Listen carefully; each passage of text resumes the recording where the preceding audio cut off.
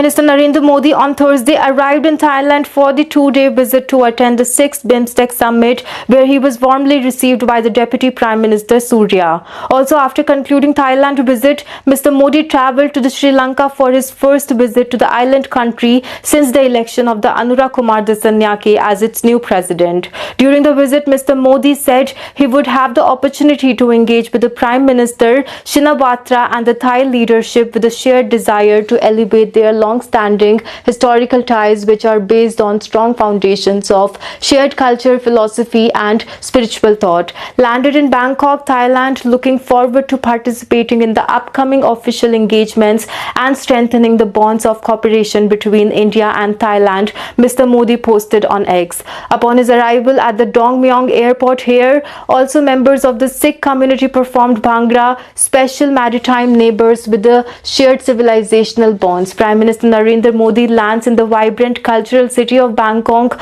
on the official visit, also warmly received by the Deputy Prime Minister and Minister of Transport, Mr. Surya. Extensive discussion with Prime Minister and Shinawatra has been done on the 6th BIMSTEC summit that lie ahead, the post also read. Earlier in his departure statement, Mr. Modi described BIMSTEC, that is the Bay of Bengal initiative for multi-sectoral, technical and economic cooperation, as a significant forum for promoting regional development, connectivity and economic progress in the Bay of Bengal region over the past decade.